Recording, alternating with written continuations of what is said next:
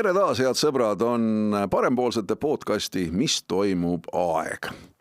Ja nüüd on küll selline olukord, kus stuudios hea ekspertide kollektiiv taas endises rivistuses Siim ja Tõnis, et ma täpselt ei teagi, kuidas tänast saadet alustada. No see, et tuleb saadet jagada, subscribe'ida, kuidas soovite, see on kindlasti väga oluline, seda kindlasti ka tehke. Aga nendel minutitel ma võin julgelt välja öelda, et me salvestame seda saadet neljapäeval. Just nendel minutitel on Jumal Kristen Riigikogu ees ja annab üle tähtsa dokumendi.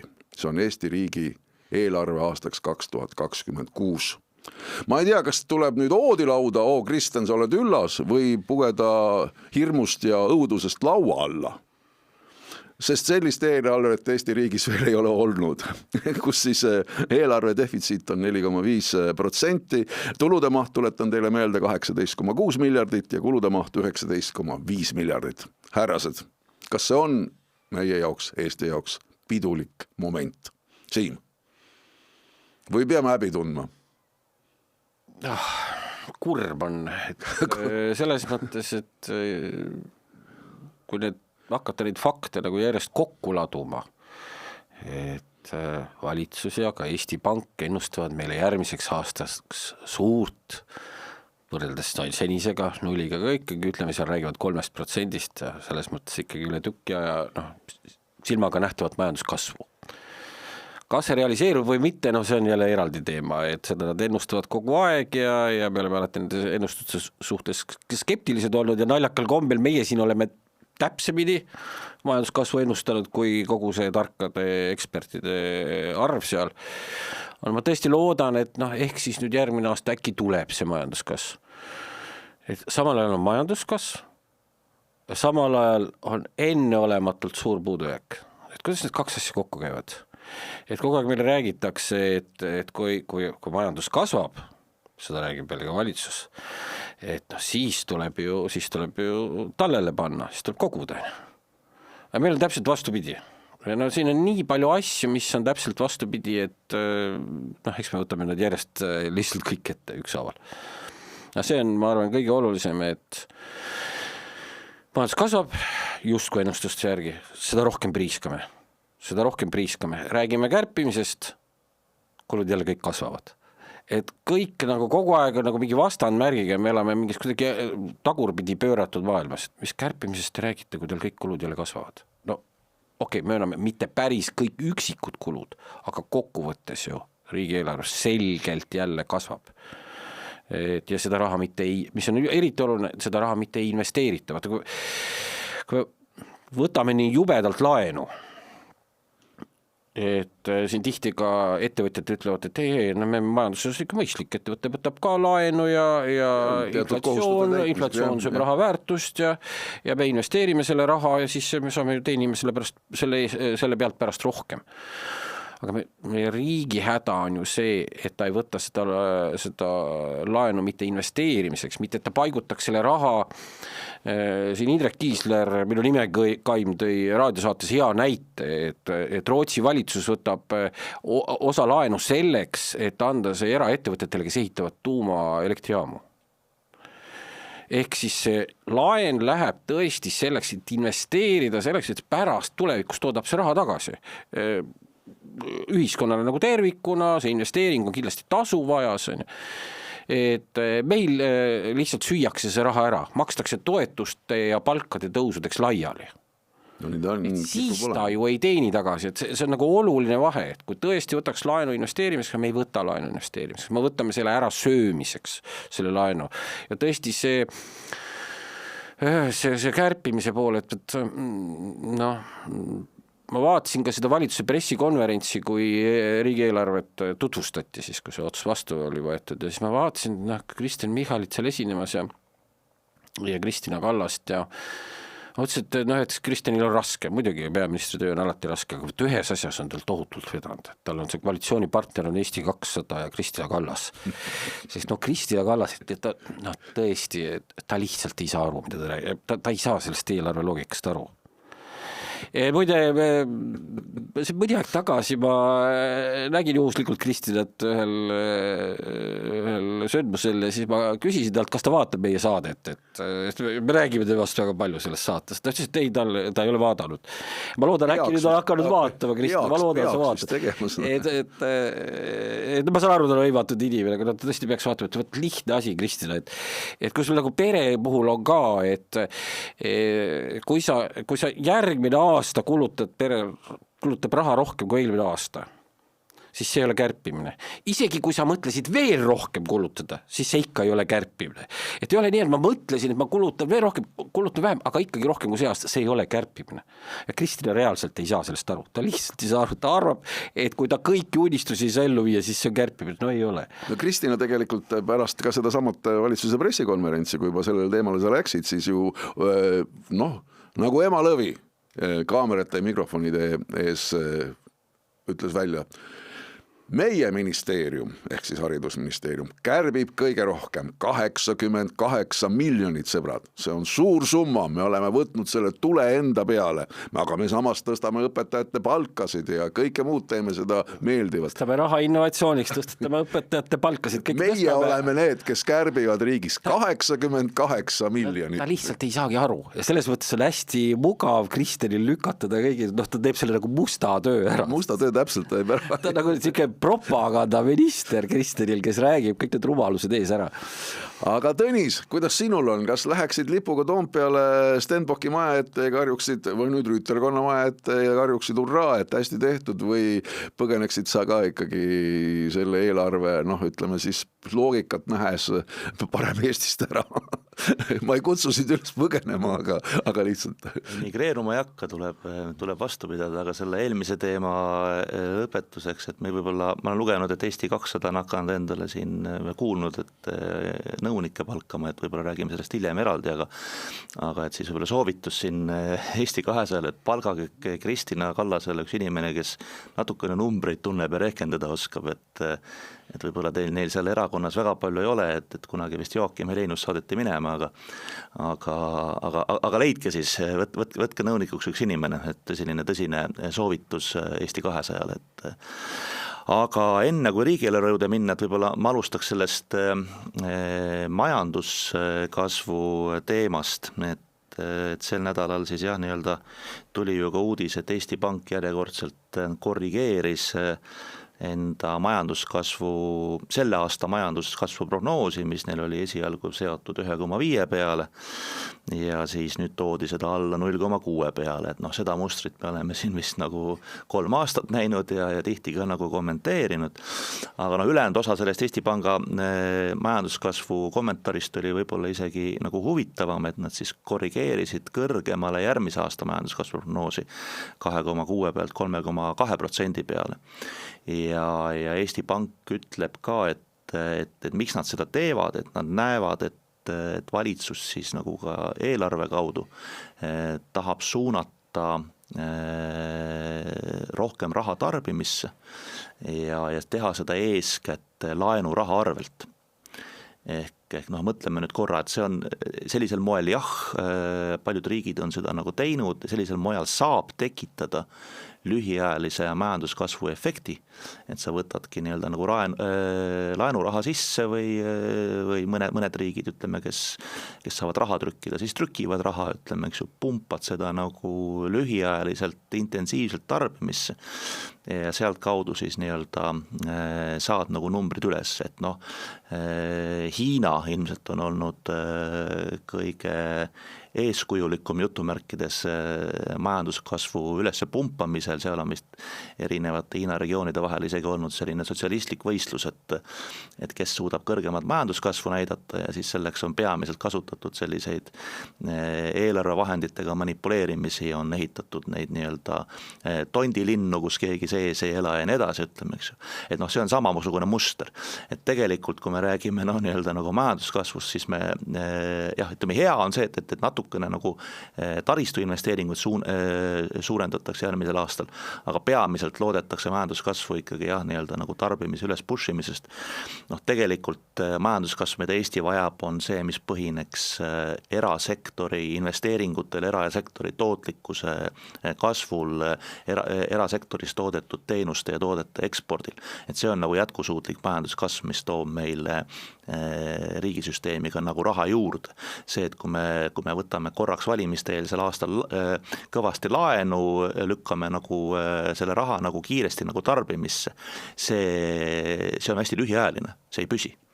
No kui tarbijakindlustunne on madal, siis ta ei pruugi veel kõik tarbimisse minna ka, seal on see häda ka, et ega see automaatselt veel sellesse tarbijakindlustunne kasvama ei hakka, et võib-olla seda hakatakse nagu vaikselt kõrvale panema hoopis paljude inimeste poolt. No ja tegelikult ikkagi see sama võlg võetakse ju ikkagi võlgu ja 2029. aastaks peaks intressikulu olema 450 miljonit.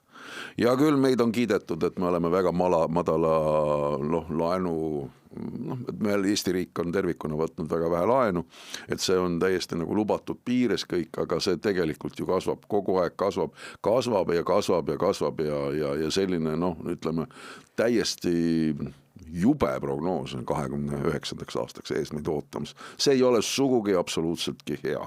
No üks huvitav nüanss, millele juhtis tähelepanu eelarve nõukogu, et neid Eesti eelarvepiirangud, seni on eelarvepiirangud panid ette selle sama Euroopa Liiduga kokku lepitud 3% maksimaalse, 3% on siis sisemajanduse kogutoodangust, mitte eelarvest võib see olla, eks ole, 2 korda suurem sisuliselt, aga see on siis sisemajanduse kogutoodanguga võrreldes. Nii et panid paika sellega 3% piiri sinna. Ja nüüd siis, eks ole, saadi see erandlik otsus Euroopa Liidust kuni aasta 2028 lõpuni, kui me eksi, siis et saab olla see kuni 4,5%. Ja nüüd siis, mis tehti siis nende Eesti siseste reeglitega? Need üldse peatati. Siin ei pandudki nagu mingid piirangud. Sisuliselt anti sõnum, et võib võtta palju jaksab, mis palju jaksab, ammu võetakse rohkem kui jaksab, aga nii ka palju, kui ütleme, nagu ma ütlen, nagu Eesti valitsus käitub selles mõttes, või valitsusliit käitub nagu teismeline laps, et et teeb nii palju, kui vanemad lubavad, et omal selline vastutustunne ikkagi veel puudub, et vaataks, et palju meie seisukohast mõistlik on. Ei, vaadatakse seda, palju Euroopa lubab. Et selline peame nagu meeldima kellegile. Äraspidine, lihtsalt sealt neid reegleid me täidame ja neid reegleid, kokkulepitud reegleid me austame. Varem Eesti Vabariik käitus niimoodi, et nõudis Euroopa Liidus, et see lubatud defitsiit oleks võimalikult väike ja käitus ise kokkuhoidlikumalt kui üldiselt Euroopa Liidu riigid. Nüüd me oleme nagu teise äärmusse läinud, et omal enam mingeid reegleid ja teeme nii palju, kui Euroopa Liit laseb. See on see kurb asi selle juures, aga miks nad seda teevad?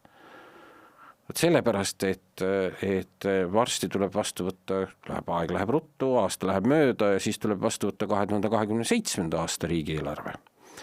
Ja selle riigieelarve vastuvõttu aeg on täpselt selline Riigikogu valimiste kampaania algusaeg. Ja nad praegu juba koristavad kõik siseriiklikud reeglid teelt, et saaks jõuliselt jälle minna valimistele häälte ostmisega, mis hakkas korralikult pihta enne eelmisi Riigikogu valimisi, kust kõik need suured hädad alguse said, kust kogu see allakäigu spiraal tegelikult nagu nupust käima vajutati suure hooga, oli see, et kõik lubasid igasuguseid asju enne valimisi, siis hakati räägima raha ei ole, siis hakati laenu võtma, kõik see kogu see jama hakkas ju sealt pihta. Nüüd minnakse kohalikele valimistele, jälle loobitakse raha sinna tänna. Ja siis me näeme seda täpselt jälle nüüd siis järgmise riigieelarve vastuvõtmiselt, selle praegu tehakse tee vabaks, et saaks hääli osta rahulikult järgmisteks Riigikogu valimisteks. No me oleme seda eelarvet nimetanud, või vähemasti valitsuspool on seda nimetanud jõukuse ja julgeoleku eelarveks. Väga selline jõuline pealkiri ju riigieelarvele, kui üldse saab riigieelarvet kuidagi nii-öelda sildistada. Tõsi, ja küll, et kaitsekulutustele me pöörame väga palju selles eelarves tähelepanu, 844 miljonit enam võrreldes selle aasta kaitsekulutustesse. No ilmselt see on põhjendatud. selline suur number või pigem me oleme ikkagi selle, eks tegelikult selle üle diskuteerida, kas me teeme seda praegu nii-öelda jookseme ajaga võidu ja üritame tagantjärele veel kõike seda parandada, mis meil kunagi tegemata on jäänud kaitsekulutuste investeeringul või praegu lihtsalt on see natukene liiga meile üle jõu käiv? No minul on kurb eeskätt seetõttu, et praegune valitsus on valinud kõige õigustamiseks riigikaitse argumendid. Täpselt. Et kui me oleme siin nagu viimastel aastatel näinud nagu maksutõuse, siis kõiki maksutõuse põhjendati ju riigikaitse vajadusega. Täpselt. Nüüd ka seda nii-öelda riigi lõhki laenamist ja riigieelarve kulude kontrollimatut paisumist põhjendatakse ka nagu riigikaitse vajadusega. Aga see aritmeetika mitte kuidagi ei jookse kokku. Ehk esimene vale on see, et valitsus on rääkinud, et käib kõva kärpimine. Ei käi kärpimine, et järgmisel aastal kasvavad, siis 2026 riigieelarves kasvavad kulud 1,4 miljardi võrra võrreldes praeguse aasta eelarvega, see on 7,7% kulude kasv.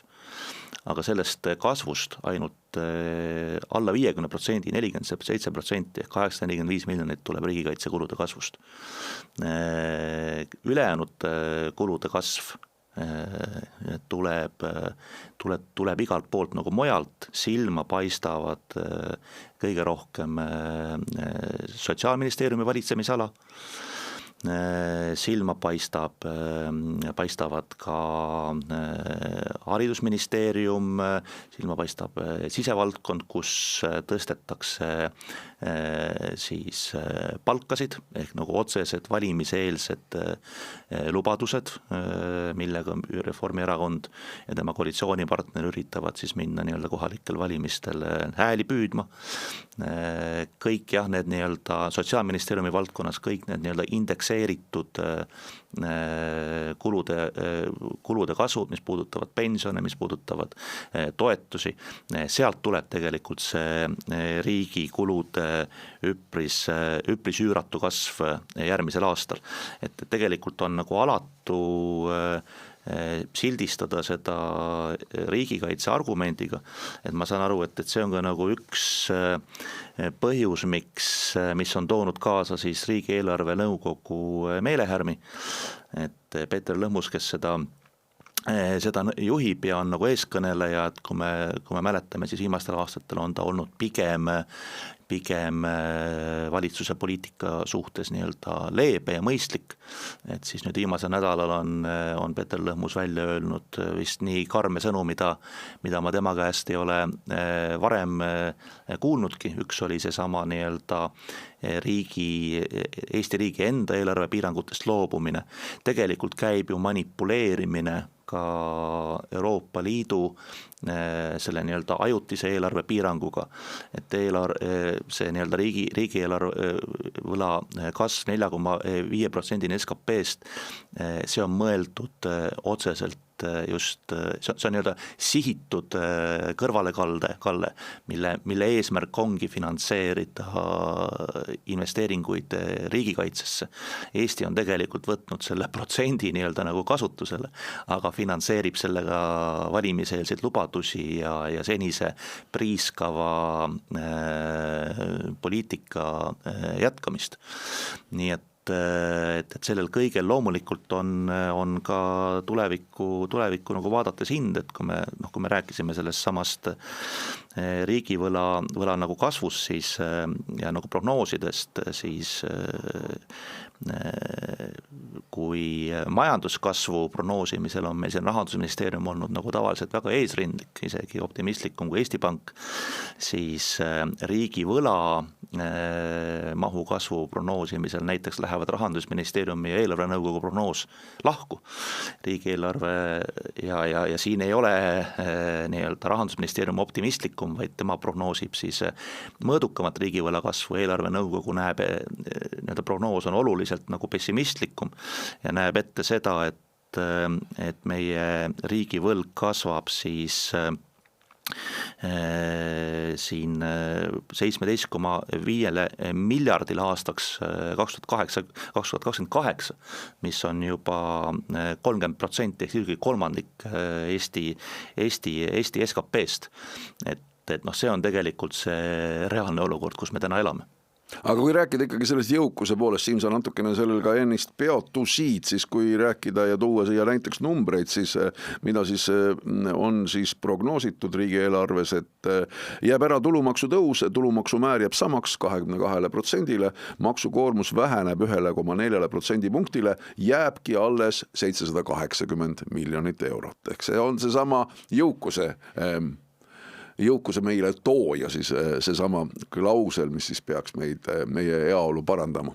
Ja jõukus peaks tulema ikkagi majanduskasvust, eks ole, ja me näeme, vot jah, tõesti, see on nagu huvitav, et kuidas siis seekord läheb, et kui iga kord on olnud tõesti Eesti Pank prognoosinud, teised kõik, ka Rahandusministeerium on prognoosinud seda justkui, et kohe-kohe tuleb see kasv, kohe-kohe tuleb. No näeme, kas ta siis nüüd tuleb, et või hakatakse jälle neid, kas jätkub sama muster, et ette tehakse majanduskasvu prognoos kõrge ja siis ta hakkab kogu aeg iga kvartaliga allapoole kukkuma, nii nagu ta seni on ja nagu juhtus ka kahjuks selle sama viimase prognoosiga, kus ka Eesti Panga prognoos, nagu Tõnis kirjeldas, jõhkralt kukkus, et jõukus saab ikka sellest tulla. Jõukus ei saa tulla ümberjagamisest, et võtame sinult ära, anname Tõnisele, võtame midagi Tõniselt ära, anname Siimule ja siis nii paneme ringi ratast, ei sellest jõukus ei kasva, sellest kasvab selle jagajal jäävad näppudele nagu midagi külgi, aga üldine jõukus ei saa sellest kasvada. Nad nüüd ju räägivad, et Kristen Michal on siin löönud kõvasti trummi ja öelnud, et ajaloo suurimad maksulangetused, et see on viide sellele samale niinimetatud maksuküüru kaotamisele ja siis enda pool planeeritud maksutõusude ärajätmisele, mida siis reklaamitakse kokku kui ajalooliselt suurimat maksulangetust ja see on siis see nii-öelda jõukuse loomise pakett Reformierakonna arvates, et kuulge, see on lihtsalt, see on nagu mõnitav, küüniline nagu vale, et sa oled ise just mitme aasta jooksul läinud sellisele Eesti ajaloo suurimale nii-öelda maksutõusu maratonile ja nüüd ütled, et jah, et ma mõnedest nendest nagu loobun ja et see on siis nagu minu nagu kangelastegu. See nagu kärbetega, et lootsin veel rohkem kuluta vähem, aga ikka rohkem kui varem, et siis see on nagu justkui kärbe ja see nagu jah, et maksu alandamine on see, et kui ma planeerisin maksu tõsta, aga siis ei tõsta. Ja see sama asi, et kuidas nüüd öeldakse, et maksukoormus langeb, ta ei jõua kaugeltki nii madalale tasemele, kui ta oli enne Reformierakonna valitsuse ametisse astumist, et kui sa jälle kõigepealt tõstad maksukoormus hästi kõrgeks ja siis teda natukene langetad ja siis ütled, nüüd maksukoormus langes. Muide, see patt on mingil määral langeb ka Rahandusministeeriumile. Ma vaatasin, et tunnistan väga, ei ole jõudnud, kõik on liiga värske, ei ole jõudnud väga seda riigieelarve seletuskirja lugeda. Aga osaliselt juba vaatasin neid graafikuid seal, et mis on muutunud, kui varem alati Rahandusministeeriumi ametnikud valmistasid selle riigieelarve seletuskirja ette nii, et oli teatud arvastused, näiteks teatud osades 5 aastat, võtame 5 aasta võrdlus, kuidas on muutunud, teatud osade võrdlus 3 aastat, kuidas on muutunud. Ma vaatasin, nüüd on väga kavalalt mängitakse, vahepeal näidatakse 2 aastat, et võrdlus nagu tänavu ja võrdlus järgmine aasta, et tegelikult jäetakse juba meelega välja see ajalugu, et kuidas see viimase siis 5 aasta jooksul on muutunud, näiteks selle sama maksukoormuse osas. Et see on väga muret tekitav, et see poliitiline sõnum hakkab sinna sellesse ametnike koostatud eelarve tekstidesse jõudma, see ei ole hea. Tahtsin kindlasti, sa tead võib-olla rohkem, et mind kummitab üks selline mõte või selline teemaarendus, et poliitilises kõnepruugis me räägime väga palju sellest, et teatud majandusprotsesside kommenteerimisel, et ootame ära Eesti Panga majandusprognoosi, ootame ära Rahandusministeeriumi majandusprognoosi. Neid ju ikkagi aeg-ajalt tehakse teatud kindla perioodilisusega ja neid tõepoolest ka avaldatakse, nagu täna me siin räägime Eesti Panga majandusprognoosist praegu. Kui palju reaalselt siis neid selles valitsussektoris ikkagi arvestatakse, sa praegu tõid näite jälle, lükatakse midagi kokku, pannakse mingid aastad kokku, võib-olla kuskilt sealt võetakse välja hoopis mingi teine retoorika, kas nüüd üldse vaadatakse ja nendega tööd tehakse. Mul on selline tunne, et need on lihtsalt selleks, et leida sealt tagant mingisugune oma vajalik noot ja siis sellega sealt edasi kuskil ronida. Hästi, ma räägin natuke lahti, kuidas see eelarve koostamine käib, et kui see nüüd selle, miks see prognoos nii oluline on valitsusele, et selle pealt... Kas ta on oluline? No ei räägi, sorry. See on oluline, et kui Rahandusministeerium saab nüüd numbrid kätte, ja siis ta selle majandusprognoosi pealt paneb paika siis selle raha maksudest või üldse ka muudest tuludest riigile laekuva raha. Ja siis nüüd hakatakse võrdlema, siis pannakse need numbrid sinna tabelisse, et näete, et meil laekub nii palju tulusid, ennustus on ju. Ja siis, et nüüd kui me kulutame nii palju, siis on eelarve tasakaalus, kui me kulutame nii palju, eks ole, ja siis pannakse see poliitiliselt paika, et kui palju me seda eelarvet miinusesse laseme. Noh, ideaalis võiks plussi, aga oleks hea, kui saaks tasakaalu, aga siis tänapäeval käib see nii, et otsustatakse poliitiliselt, kui palju me miinusesse laseme. Ja seda seda sa võrdled protsendiga jälle selle majanduse kogunumbri vastu, sellepärast on ka see prognoos oluline. Nüüd Rahandusministeerium teeb sulle selle tabeli ette.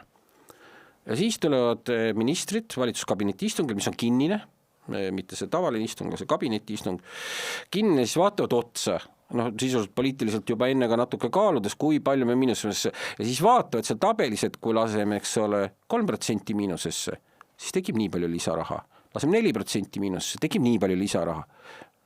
Palju saame lasta? Euroopa Liit laseb 4,5, paneme täiega, võtame kõik, mis lisaraha tekib, kulutame kõik ära. See on see, kuidas praegu see otsustusprotsess käis. Ja siis nad näevad sealt ka seda numbrit, palju see 4,5% miinust on see maksimum, mis see siis rahaliselt, mitu eurot sellele vastab. Ja siis nad selle eurode seas hakkavad siis mängima. Sealt hakatakse siis edasi. Siis üks ütleb, et õpetajatele palgatõusu, teine ütleb kultuuritöötajatele palgatõusu, siis vaadatakse, siis Rahandusministeerium ütleb, et õpetajate palgatõus nii mitu protsenti, nii palju. Siis ütleb, paneme suurema protsenti, palju siis kulub ja siis jagatakse see ülejäänud pakk ära. Võt selle jaoks on see prognoos oluline, et need jagavad seda summat laia lihtsalt. Võt näed. Ja Siimu jutu tähenduseks, et mis hakkab lihtsalt mõtle nõudlusega selle peale, mis hakkab nagu järgmine aasta toimuma, sest meil on ju Riigikogu valimised ukse ees. Siin juba käis see mõte läbi. Siin käis selle mõte välja, aga selle sama prognooside olulisusest. Ma arvan, et jah, tõepoolest, et tõenäoliselt need tarbimise stimuleerimise meetodid, mis on nüüd järgmise aasta eelarvesse sisse kirjutatud, lükkavad majanduse kasvule. Ja seda on neil tegelikult hädasti vaja selleks, et oleks võimalik järgmisel aastal uuesti veel rohkem laenu võtta, sellepärast et see 4,5% SKP-st laenu piirmäär jääb ju kehtima, ehk kui sa nüüd suudad lühiajaliselt stimuleerida majanduse kasvule, sul tekib ju võimalus kiiresti rohkem jälle laenu juurde võtta, ehk enne Riigikogu valimisi veel kordselt tulla lubaduste paketiga välja, tõsta veel püsikulusid kõrgemale. Et see on tegelikult see, mis õudu tekitab, et on teadlikult, et kõikide nende prognoosi numbritega mängitakse tegelikult puhtalt selles vaates, et kuidas me saaks veel rohkem kulutada, kuidas meil saaks veel rohkem hääli osta, et mulle jääb selline mulje, et see tänane valitsus käitub umbes kasiinosõltlane, et ta võtab ennast igalt poolt, kus saab laenu võtan laenu ja siis panen kõik ühele panusele, et äkki ma saan need hääled, valimistel kätte. Et see on täpselt see muster. Et kasiinodes on selline blacklist nimekiri, et pannakse, saad ennast nimekirja panna, et sulle ei anta tegelikult neid žetoone enam mängimiseks kätte. Yeah. Et meil oleks vaja tegelikult valijate poolt samasugust käitumist nendel valimistel, et ma arvan, et ükskõik milline koalitsioon edaspidi Eestis võimuna tuleb, Reformierakonna kätte ei tohi Rahandusministeeriumi portfelli enam anda, sest see on kasiino käitumine, mida Eesti riigieelarvega tehakse. Et ja see ei ole retoorika, et jällegi vaatame numbreid, et laenamisega käib kaasas ju intressikulu intressikulu kasv ja paneme lihtsalt nagu perspektiivi, et kui me võtame need riigi eelarvenõukogu prognoosinumbrid, kõrvutame näiteks riigi intressikulu siis mõningate teiste kuluallikatega, et sel aastal näiteks intressikulu on meil natuke alla poole riigi teadus- ja arendustegevuse investeeringute kulust. Aastaks 2029 kasvab see riigivõla teine intressikulu 117% suhtena kogu riigi teadus-arendustegevuse kulusse. Teine näitaja, et praegusel hetkel on kogu õpetajate palgaraha kulust, mis siis nagu riigieelarves on see suhtarv 28%, ehk siis kui me võrdleme intressikulu või siis riigi palgaraha kulu. Aastaks 2029 see prognoosi kohaselt läheb 71% on riigi intressikulu 71% riigi õpetajate palgaraha kulust. See on tegelikult nagu see perspektiiv, mida inimesed peaksid nagu tajuma, mis käib kaasas sellise pillava suhtumisega riigi rahanduses, ja kui me paneme selle nüüd nagu inimeste enda majapidamise nagu kulusse, et sel aastal me vaatame, et Eestis on kuskil 700 000 majapidamist, siis praegusel hetkel riigi võlg iga majapidamise kohta on 15,7 tuhat eurot. 15,7 tuhat eurot. Ei ole vähe. Ei ole. Aastaks 2023 head sõbrad, palun mõelge selle peale, nende numbrite peale, mis Tõnis praegu välja tõi, see on tegelikult väga hirmutav. Aastaks 2029 on see number juba 23 000 eurot. Ehk kõigile meile võetakse seda nagu laenu peale ja seda laenu peab tagasi maksma, selle laenu pealt peab intressi maksma. Ja see kajastub ka selles, eks ole, millised on meie laenude panga intressid, et selgelt finantsturud reageerivad sellele, kui riigi üldine rahanduslik seis on halvem, siis ka selle ettevõtte, et selle kodanikud saavad üldiselt kallimalt laenu. Et veel paar asja ma tahtsin siia juurde lisada, et nüüd võetakse 4,5% SKT-st pannakse seda miinust. Ja nüüd sisuliselt otsustati praegu ära, et järgmine aasta pannakse jälle 4,5 otsa. Ehk siis nagu juba 2 korda.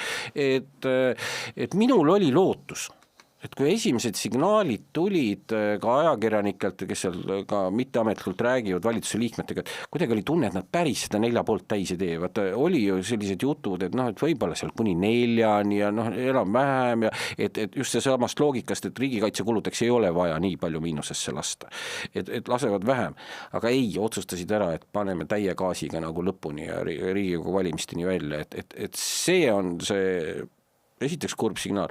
Ja teine asi on veel, kurioossel kombel valitsus on huvitatud kõrgest inflatsioonist. Sest kui on kõrge inflatsioon, siis seda rahanumbrit, see eelarve kasv on nagu suurem. Nad saavad jälle näidata ennast heade onude ja tädidena, kes käivad ja raha loobivad laiali. Sest neil, mida suurem, eks ole, mida kallimad on hinnad, seda suurem on ka käibemaksust laekuv tulu, aktsiisidest laekuv tulu, nii edasi, laekub riigieelarves rohkem tulu jälle ja saavad põrutada rohkem laiali. Kahjuks on nii. Aga hea asi oli see, et lõpuks ikkagi saadi aru, et ja öeldi peaministri toolilt välja ka peaministri poolt, et automaksu ikkagi ära ei kaotata ja selles samas kui me siin juba tõime selle sama pressikonverentsi näitena, selle samas pressikonverentsil küsiti ka Kristina Kallase käest, mis siis automaksust saab. No me seda mõtet maha ei mata. Kristina Kallas vihjab sellele, et nad tahavad selle mõtte juurde tulla siis enne Riigikogu valimisi, et saaks siis rääkida jälle sellest, kuidas nemad alandavad nüüd makse. Eesti ühiskond pandi just, see sama valdkond pandi sellise surve peale, mitte keegi ei julgenud enam mingisuguseid otsuseid teha, et oleks vaja uut transpordivahendit, kuna valitsus lubas, et automaks kaotatakse ära. Nüüd lõpuks oli oidu öelda, et ikka ära ei kaota, et läheb samas vaimus edasi. No väga võimalik, et me näeme, et enne siis Riigikogu valimisi järgmises eelarves siis selle 4,5% miinuse sisse selle maksimaalse lubatu sisse mahutatakse siis ka selle automaksu ära kaotamine, et siis tullakse jälle selliste heategijatena, iseenda kehtestatud maksu kaotamist serveeritakse meile suure kingitusena. Jäi mulle selle teema lõpuks veel ette üks selline huvitav lause, mida siis peab Majandus- ja Kommunikatsiooniministeerium selle uue eelarve raamistikus tegema, meelitab investeeringuid ja pikendab suuremahuliste investeeringute toetusmeetmeid 40 miljoni euro võrra aastas, nii et meelitab, ministeerium peab hakkama nüüd meelitama 40 miljoniga, et tulge palun meie juurde investeerima. Ma arvan, et eriti sellist positiivset tulemust. Viimasel ajal see ei ole nii hästi õnnestunud, me näeme, et välisinvesteeringud rahkuvad Eestist, eks ole, et eestlased ostavad neid ettevõtteid välja välismaalaste käest, loodame, et neil hakkab paremini minema selles töös. Aga keerame teise lehekülje, tegelikult see teema on kindlasti veel vägagi pikalt ka meie teemade ringis, et saame neid järelmeid siin kindlasti kajastada.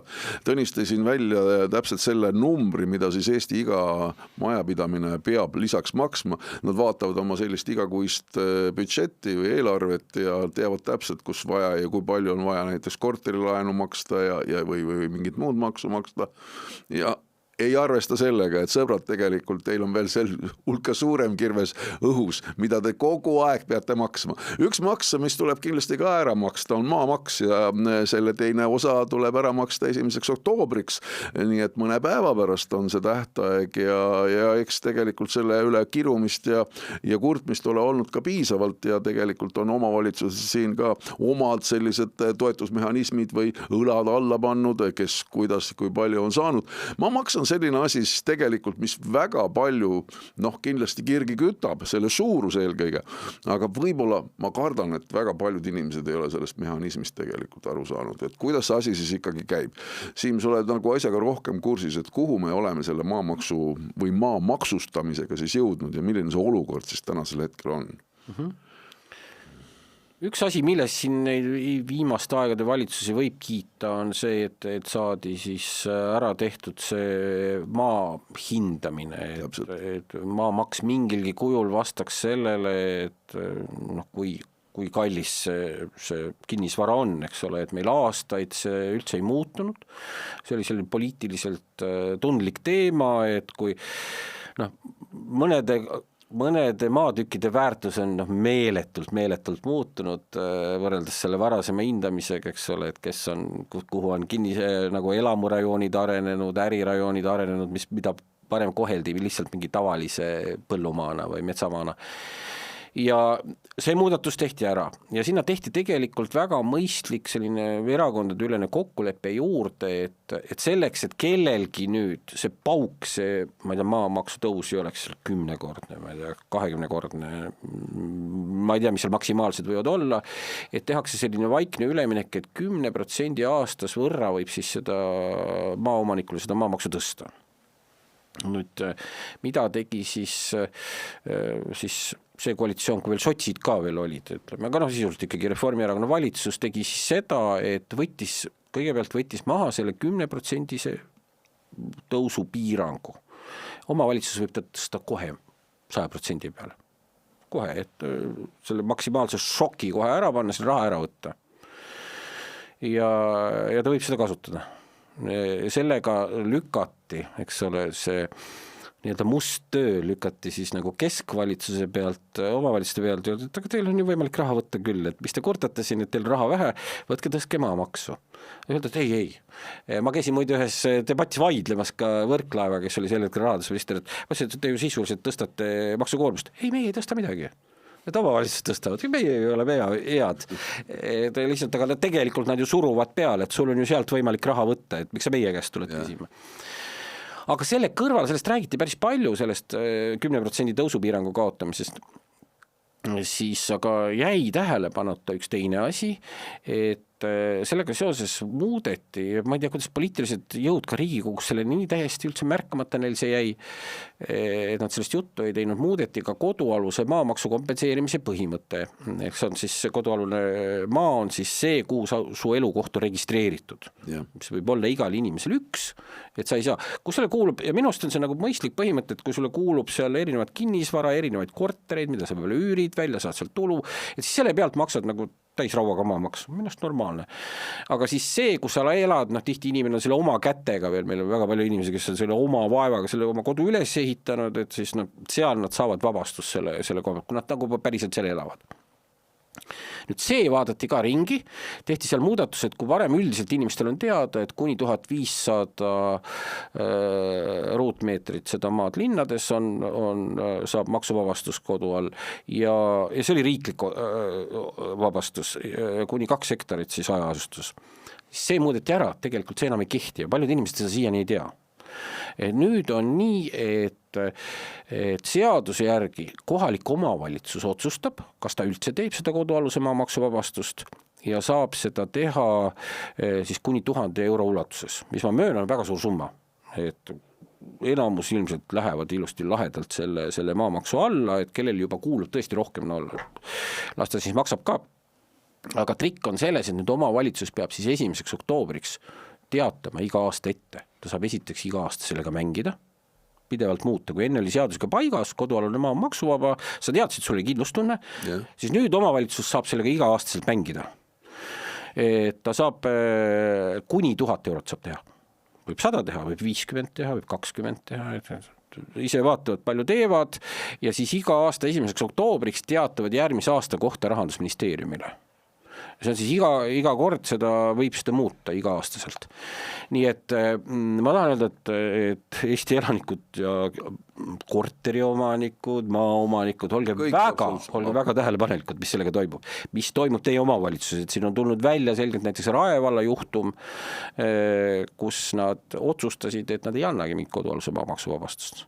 Tulegi midagi, et seal inimesed saavad ikka päris valusad paugud maamaksuga. Ja nüüd see mäng hakkab iga kord käima, nii et olge nõudlikud. Üks koht, kus selgelt kohalik omavalitsus otsustab, kui suur on inimese maksukoormus, reaalselt otsustab selle üle ja reaalselt saab seda muuta iga-aastaselt. See tähendab siis, et iga-aastaselt peaks siis, ütleme, iga omavalitsuse volikokku siis tõtma vastu uue otsuse või? Ma arvan, et ei pea seda iga-aastaselt tegema, et kui nad korra otsustavad ära ja seda muutma ei lähe, siis see vabastus kehtib järgmistes. Aga nad võivad ka teha seda. Nad võivad seda teha, eks ole, siin septembri lõpus teatada, et võtsime vastu uue otsuse ja otsustada, et vabastus ei kehti. Või üks huvitav nüanss veel, et kui selle korra muutusega tekkis olukord, et kuna need ruutmeetri või hektari põhised need soodustused kadusid ära, siis kui nüüd omavalitsus ei otsusta üldse mitte midagi, siis ei ole ka ühtegi soodustust. Et esimest korda tuleb igal juhul see omavalitsuse poolt see soodustus kehtestada või see vabastus kehtestada. Sest muidu seda vabastust ei ole, kui ta seda ei kehtesta. Sest vana vabastus, mis oli riiklikult, enam ei kehti. Nii et olge tähelepanekult, kas teie omavalitsus, teie vald või linn on nüüd selle, me saame seda kohe varsti seda pilti näha, kas teie vald või linn nüüd kehtestas selle vabastuse või ei kehtestanud. Nii on asjad maal, nii et head inimesed... See käib ka Tallinna koht kõigi kohta. Absoluutselt kõigi omavalitsuste kohta, mitte ainult kuskil seal maakondades. Eks see pikem trend on nagu paraku see, mida on nüüd siin juba paar aastat näha olnud, et sotside valitsusse tulekuga oli sai see mõtteviis kindlasti nagu kiirendust, aga trend on siis see, et kui me seni oleme harjunud, et maksud on pigem nagu riiklikud maksud, siis nüüd riiklikele maksudele tahetakse järjest rohkem kõrvale ehitada võimalusi, kus omavalitsused saaksid hakata kehtestama ka kohalikke makse. Ehk ühest küljest tekitatakse kõikvõimalike ülesannete panemisega omavalitsustes seda raha kogumise nälga ja teises küljest siis surutakse läbi seda ideoloogiat, et aga hakake siis kohalikke makse kehtestama. Et et jah, trend on selgelt selles suunas, et maksud muutuksid ka järjest rohkem kohaliku poliitika nagu teemaks ja et selle kaudu siis sotsialistid soovivad näha nagu täiendavat nii-öelda allikat, kuidas lisaks riiklikule ümberjagamisele tekitada järjest rohkem siis ka seda nii-öelda kohaliku tasandi ümberjagamist. No need on sellised maised asjad, aga mis toimub õhus, seda me absoluutselt tavaliselt ei näe, kui palju seal on erinevaid droone, lennukeid, kes kasutavad siin Eesti õhuruume, aga õnneks me saame teada ikkagi mõnedest juhtudest ja tegelikult on selles suhtes teavitus olnud vägagi kiire ja aktuaalne, selle koha pealt ei saa küll midagi ette heita, aga just Vene hävituslennukite juhtum siin mõne aja tagune, mis siis on viinud selleni, et Eesti on siis kutsunud kokku ka NATO nõukogu istungi ja seal siis arvanud artikkel 4, seda tegi ka Poola siin mõni aeg tagasi, kui oli nende õhuruumis droonide ülelend ja rünnak, et seda on kiidetud Eestile vähemasti poliitikavaatlejad, et Eesti on ennast kiiresti sellega välispoliitilisele kaardile taas kõvasti mänginud, et kuidas teile tundub, et kas see tegevus, mis siin nüüd kõik oli, just sellel taustal, on olnud igati kiiduväärt? Ega Eesti riigil muud üle ei jäänud, eks selle reageerida tuli ja see, et see asi sinna ÜRO Julgeolekunõukogusse viidi, oli kindlasti õige otsus. Mis selle juures jälle kurbust valmistab, on see, et sellega jälle kinnistus rahvusvaheliselt Eesti kui ohtlikus piirkonnas asuva riigi maine, eks ole, et meil on niigi see mure, et lääne-eurooplased, ameeriklased, kui öeldakse neile sõna Soome, siis neile ei tundu see nii ohtlikuna, kui kõlab Eesti, Läti, Leedu, et see kahjuks jälle, et see Eesti ja mingi sõjaline oht, need seosed jälle inimest kuskil siin alateadvuses tugevnesid ja see on muidugi probleem, aga kokkuvõttes oli ikkagi hea vaadata, ka veidi jälgisin neid sõnavõtte, mis tegid meie liitlasriigid ja need olid näiteks Kreeka sõnavõtte, sellised riigid, kes väga tihti ei asu meie kaitsele ja ütle meie suunal nagu tugevaid sõnu, häid tugevaid sõnu. Neid sõnavõtte oli tegelikult hea vaadata, et selles mõttes oli tunda küll, et me ei ole üksi. Kõige tähtsam, me ei ole üksi. No kas see ei ole natuke niiga ohtlik tendents, et kui siin ühe suure riigi Ameerika Ühendriikide president lausa otse ütleb välja, laske nad alla ja lõpuks tuleb jälle uus teade siin kuskil, neid teateid võib tulla, on enne tulnud ja võib ka praegu järjest edasi tulla, laske need lennukid alla, mida te jamate. Kas see sellist nagu sotsiaalset pinget veel rohkemgi ei kruvi ja ootusi üles ei küta, et jälle me kuuleme, lennukid läksid üle hävitajad, pagan, miks te nüüd alla ei lastnud ju, näed, Trump ütles, laske alla, näed sealt kõik, et see on kuidagi, mulle tundub, et see on jälle selline natuke nagu vale sõnum. No eks kui me vaatame natukene nagu maakaardile, siis siin Venemaa piirist natuke kaugemal olevad, aga siiski piiritsooni kuuluvad riigid nagu Poola ja Tšehhi on ka omad kõrgemal diplomaatilisel tasandil kasutanud hoopis teravamat tooni kui siin võib-olla Eesti ja Soome näiteks, mis on ka nagu mõistetav, ütleme, eks ju, ja nagu arusaadav, aga ma arvan, et see on ka nagu vajalik selles mõttes, et ega võib päris kindel olla, et need provokatsioonid Venemaa poolt jätkuvad ja pigem sagenevad, et arvestades Venemaa majanduse kiiret nii-öelda nagu kaosesse jõudmist, siis puhtalt sisepoliitilistel põhjustel on Venemaal vajalik tekitada nagu teemat, ütleme, eks ju, ebastabiilsusest Euroopas ja nagu lähemaladel, et eks seal on nagu erinevad põhjused, aga see on ka üks põhjus, miks Venemaa poolt mina pigem ootaks selliste provokatsioonide sagenemist. Ja sa ei saa lõputult nagu öelda, et me taunime kõige suuremal moel ja et kui sa ütled tegelikult välja, et et see on nagu viimane kord ja järgmisel sarnasel juhul laseme alla, siis tuleb ka nagu lasta, sellepärast et vastasel juhul see jääbki nagu sõnaks ja seda Venemaa kavatsebki nagu ilmselt lähiajal testida. No, minu teada on siis NATO õhuvägede lennujuht kuskil Saksamaal, nii et eestlased ei ole siin suurt midagi kaasa rääkida, et pigem kui seal kuskil keegi otsustab ikkagi, et tuleb rünnata, siis otsustatakse seda seal, vaevalt, et siin keegi Eestis saab selleks mingisuguseid korraldusi anda ja me võime ainult nentida, meil puudub selline võimekus. See kõik käib ju nii kiirelt, eks ole, Ämaris on teise riigi hävitajad näiteks, no eks on ka võimalused need raketid ja eks ole õhutõrje, aga öeldakse, et kohutavalt pikk aeg, eks ole, et 12 minutit, jah, 12 minutit oldi Eesti õhuruumis, kohutavalt pikk aeg. Türgi lasi siin aastaid tagasi Vene lennuki alla, mis viibis 17 sekunditest nende õhuruumis, et 12 minutit kohutavalt. Tunnistan üles ühe saladuse, et siin okupatsiooni ajal mina olin ka sunnitud läbi tegema 2 aastat Vene sõjaväes ja ma olin just õhukaitsevägedes ja mina ka juhtisime hävituslennuväe neid punkte, kus juhiti, anti korraldusi nendele hävituslennukitele, nendele samadele miigidele muid, nendele lenduritele antakse korraldusi maa pealt. Ja ma võin seda küll täie kindlusega öelda, et sealpool on ebareaalne, et kui 12 minutit lendaks Vene õhuruumis mõni välismaa lennuk ja see ei lastaks alla, siis need inimesed, kes seda otsust ei teinud, istuksid väga kiirelt vangis.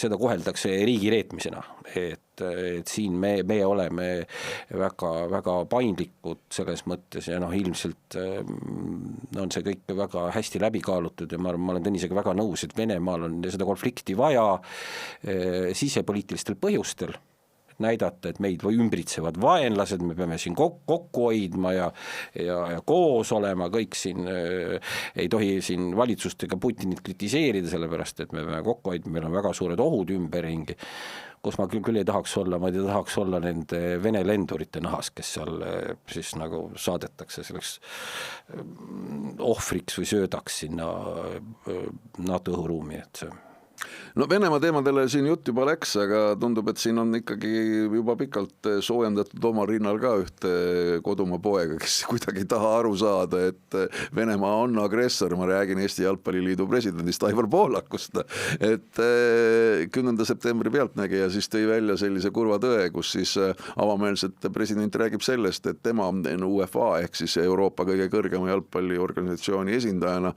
täitevkomitee liikmena ei saa mitte midagi teha selleks, et Venemaa UEFA lõpetaks Venemaa jalgpalliklubide doteerimise suurusjärgus siis 10 miljonit aastas ja ei saa ka sellist avaldust teha, et seda niikuinii ei võeta kuulda ja olles selle teemaga ka natukene süvitsi läinud, siis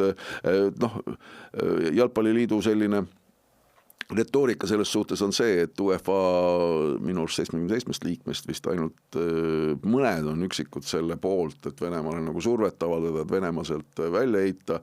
Ma ei saa aru, et kuidas ainult mõned liikmed saavad selle poolt olla, et vähemasti nii on mulle väidetud. Mõtleme siin 2023. aasta tegevusi, kus oli siis jutt uue 17. Venemaa koondis osavõtus siis UEFA turniirilt, et siis olid kõik nagu UEFA liikmed ikkagi seda meelt, et ei saa ja ei tohi, ei või. Aga liikmelisuse koha pealt nagu keegi ei taha midagi öelda. Et mis see siis nüüd tegelikult on, kas see on selline lapse suu, kes seal kukkus jahvatama või eks ma võin ju uskuda, ega tema häält seal võib-olla eriti kuulda ei võeta, aga kas selliste väljenditega ja selliste seisukohtadega välja tulek, ja kus juures ta ise ei ole nüüd ju raatsinud ka seda nagu nii-öelda avalikkuse ees heaks või selgeks rääkida, sponsorid ABC Motors on sealt tagant ära tulnud, LHV vist ikkagi veel ei tulnud ära, vähemasti siin eilse seisuga, aga tegelikult see ei ole sugugi ilus. Mulle tundub, et siin ei ole tegemist lapsesuuga, vaid siin on üks lühem ja lihtsam põhjus, miks me selliseid avaldusi mitte niivõrd sportlaste, aga spordivaldkonna nagu juhtide poolt näeme, ega see Eesti ei ole selles osas nagu erand, et sama probleemid on nähtud, ma arvan, praktiliselt igas Euroopa riigis. Tundub küll, selle asja põhjus on raha. et ja see on ma ei ole väga nii-öelda nagu suur spordihuviline, aga mis mulle on silma jäänud, on see, et ta on väga, paljudes valdkondades on väga karjuv vastuolu spordi nii-öelda üldpõhimõtet, et sport peaks seisma nagu ausa mängu eest.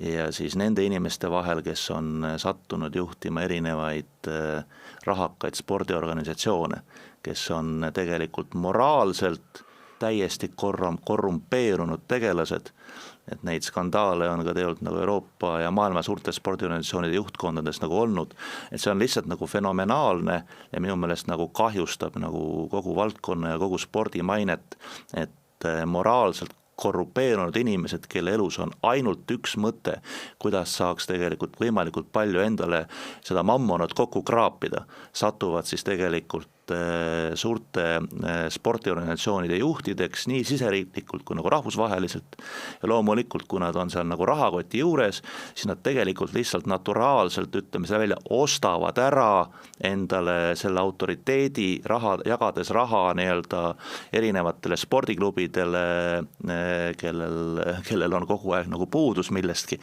et sa võid tegelikult väga lihtsa väikeste summadega osta endale selle positsiooni, mis annab sulle juurdepääsu suurele rahale ja siis ise selle arvel tegelikult oma moraalselt väärastunud elu elada. No nii see on juhtunudki tegelikult. Spordiliitudes kahjuks on see korruptsiooni ohtlikkus on väga suur ja eks me oleme kuulnud lugusid ka isegi Eesti olümpiakomitee tasemel, kuidas antakse lubadusi, mis juhtuma hakkab, kui te valite mind, eks ole, ja lubadused antakse just olümpiakomitee enda raha vahenditest, mitte isiklikest või võib-olla ka seal mõnel määral isiklikest, aga no meil mäletate Hanno Pevkur, Eesti tuntud poliitik, kandideeris ju võrkpalliliidu juhiks. Ja ta oli ju ka seal. Kuidas? Ta oli ka ju seal ametipostil. Ei, ta ei saanud päris juhiks, ta on seal juhatuse liige, aga ta ei saanud päris juhiks ja kui nii-öelda sellise mitteametlike juttude põhjal ma saan aru, et ta kaotas, kui ma eksi, serblasele just nendel põhjustel. Rahvusvahelis, ma mõtlesin Eesti, su vabandust. Ei, ma räägin rahvusvahelis. Ja, su vabandust. Et miks ta kaotas on see, et tema vastaskandidaat lihtsalt lubas igastu erinevatele liikmesriikidele erinevaid makseid sellest lihtsalt tulevastest eelarvetest, et lihtsalt ausa käitumisega ei olnud seal Pevkuril nagu võimalustki. Ja see võrkpall, aga me kujutame ette, kui palju kordi suuremad rahad liiguvad, rahamasin on jalgpall, et kahjuks UEFA, FIFA, need on ühed maailma kõige edukama turundusega ettevõtted üldse, uskumatult head tööd teevad turunduse valdkonnas, aga kahjuks korruptsioon on seal väga levinud ja me ju ei tea, mis lubadusi andis Pohlak, et teda valiti sinna juhtkonda.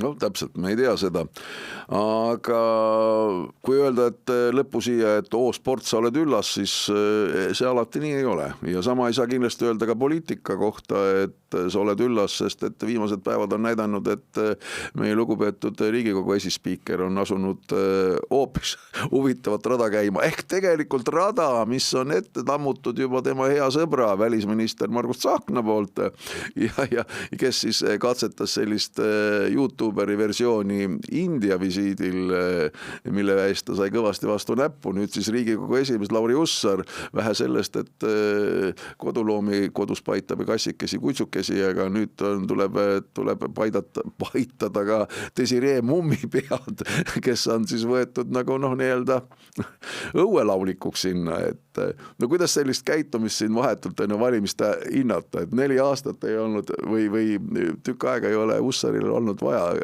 midagi sellist teha ja nüüd järsku on vaja võtta tööle tore tüdruk. No siin naljahambad on juba öelnud, et Hussar parkas endale sisulooja, et sellel on see nõunikuks, et seal on nüüd see pluss, et nüüd tekib Hussarile lõpus ka sisu, ütleme, eks. Keegi loob seda. Keegi loob seda vähemasti. No, näed. Ja muidugi tuleb öelda, et eks Desiree Mumm kindlasti on ju olnud, ta nagu omandanud vist välispoliitika alal hariduse ja magistrikraadi ja töötanud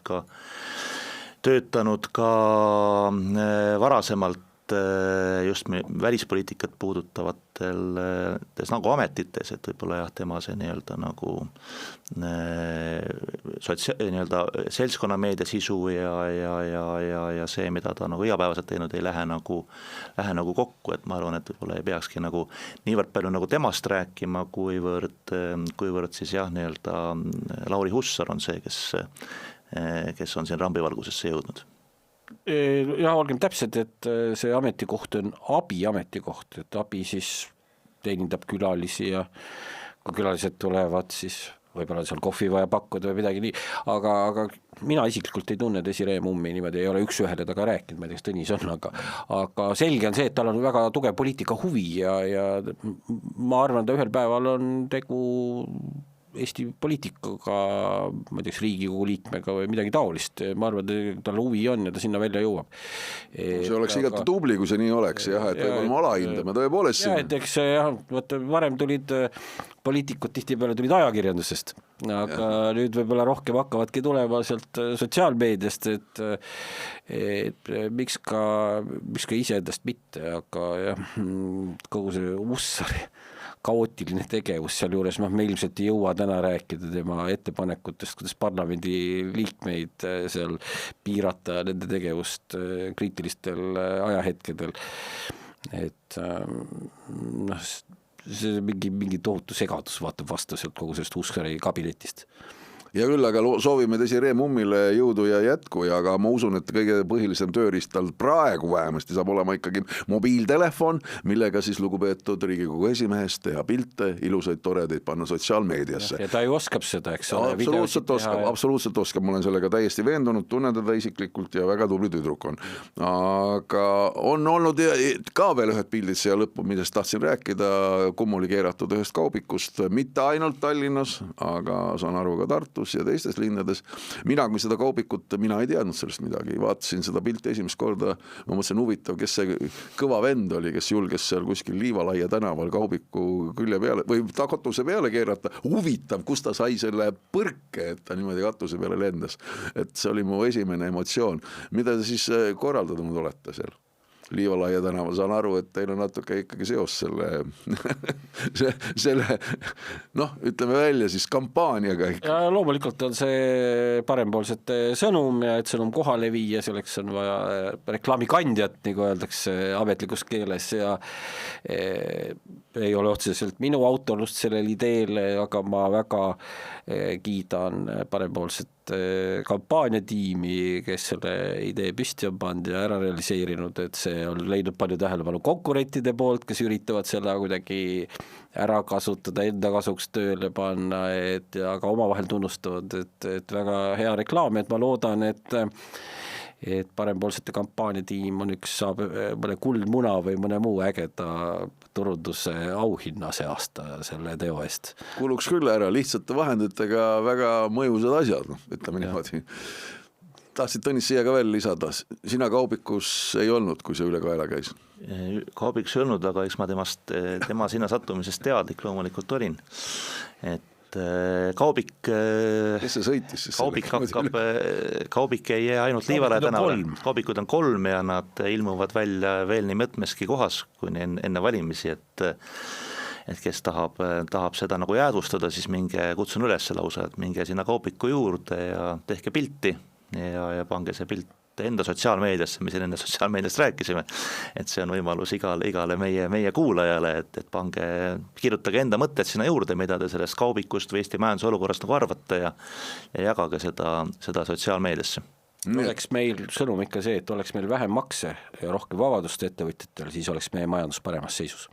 No nii ja tõmbame siin otsad kokku ja täna täpselt me sellest samast kõigest ju ka rääkisime siin ja see näitab ka eredalt ära, milleks see kaubik seal kummuli seisab. Aga usun, et erinevaid selliseid toredaid plakateid ja sõnumeid te hakkate siin lähiajal järjest rohkem rääkima, sest et praegu on kindlasti käes juba see kõrgaeg.